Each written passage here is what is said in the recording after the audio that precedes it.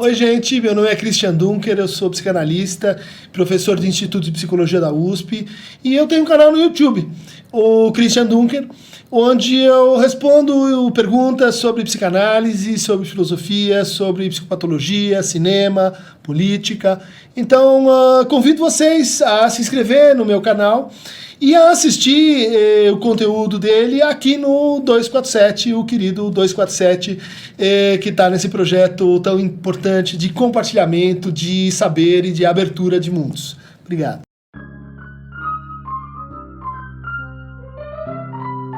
Bem-vindos ao nosso canal YouTube, nesse Falando Nisso de hoje, com a pergunta de Pedro Santos.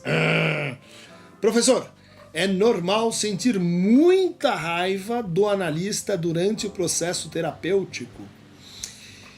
A pergunta direta ao fígado. O que eu vou te responder é que eu sentia muita.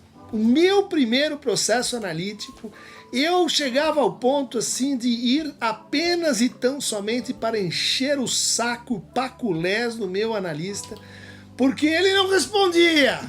Ele não falava, ele não assim se portava como um ser humano normal.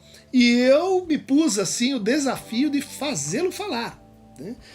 E isso é uma espécie de paranoia dirigida, uma loucura, né? Que a transferência às vezes causa, às vezes ela se orienta para isso, né? Mas essa corresponde a uma das duas formas mais difíceis, mais perigosas, vamos dizer assim, de resistência ocasionada pela transferência, né? Vamos lembrar que a transferência é o motor do tratamento, a transferência é essa reatualização, né, de elementos da nossa história ali na relação com o psicanalista, mas às vezes essa reatualização ela ganha assim um sabor de realidade. Então não é só que eu estou repetindo e ele representa, ele é uma pessoa. E quando ele entra muito nessa posição, né, às vezes por manejar mal a transferência na sua dimensão imaginária, às vezes por propriedades ou características daquela pessoa, a gente pode ter ou uma transferência erótica, né, em que o sujeito diz, bom, quero ir pra cama, eu tenho uma loucura, eu só penso em você, eu só sonho com você, vamos pro clinch, né? Que é um problema, mas também quando superado, isso leva a análises muito ricas, muito interessantes. Geralmente você vai para um fim de análise quando você consegue superar esse momento tão intenso. E a outra alternativa é essa que você está colocando aqui, que são as transferências hostis, né?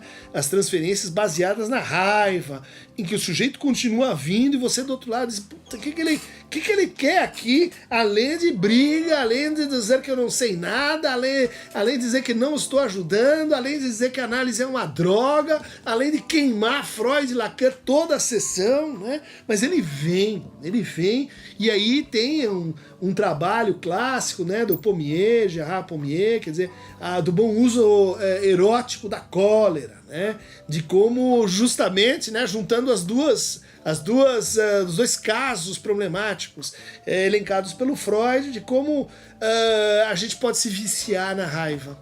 A gente pode encontrar na raiva um subterfúgio para o fato de que, em análise, é abstinência, né? É abstinência de respostinha, de esclarecimento, de parceria imaginária, né? Quer dizer, não tem isso. Então, o que acontece? O sujeito fica assim, ela recua, um estado de, classicamente se diria, frustração e daí agressão, né? O Lacan é um crítico dessa equação, mas que ela foi muito usada aí pelos psicanalistas nos anos 50, né? Que não respondiam, né? Que tinha uma atitude muito distanciada para o quê? Para provocar essa regressão e depois a agressão, e daí você analisava, né, essa agressão, essa agressividade do sujeito. No fundo, essa raiva em excesso, né, essa raiva permanente, ela cria assim, uma espécie de gozo secundário para a análise, né? Já que eu não posso ter isso, eu me crio uma satisfação do antagonismo, Sabe como é que é? Tem gente que adora, hater, né? Tinha os haters antes da existência da internet lá nos divãs, lá nos tratamentos psicoterapêuticos, né? Jamais me esquecerei de um episódio com uma paciente, aliás, uma paciente muito querida, mas que tinha uma transferência odiosa, né? Era até cômico, porque, assim, me odiava. Né, me odiava e odiava todos os elementos mais assim coercitivos do tratamento. Então, por exemplo, o fato de ter que pagar em dinheiro. Então vinha lá ela com um saco, né, de moedas. Você quer que eu pague? É isso que você está interessado? Você só quer o meu dinheiro? Então jogava as moedas na sessão. Né? Até que um dia ela consegue esconder o dinheiro pelo consultório. Então põe um pedaço atrás de um quadro, põe um pedaço, uma parte do dinheiro embaixo, um acting out, né, de grandes proporções. A nossa funcionária, coitada, fica louca da vida porque encontra um chumaço de dinheiro atrás da privada e diz: é um teste. Eles estão querendo ver se eu vou ficar com dinheiro ou se eu vou mostrar. Fica indignada, cria-se um problema geral no consultório, porque uma paciente está às voltas com bom, se você me ama, então eu não tenho que pagar, e se eu pago, você tem que me fazer curar e me dizer qual que é o diagnóstico, e se você não faz isso, você é um idiota.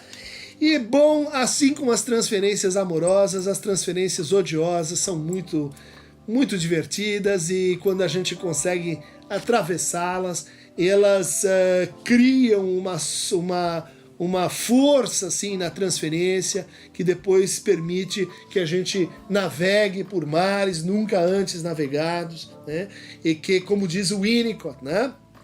Se a gente consegue resistir, em geral são pacientes que tem uma questão mais básica na equação assim sobre amar e ser amado, né?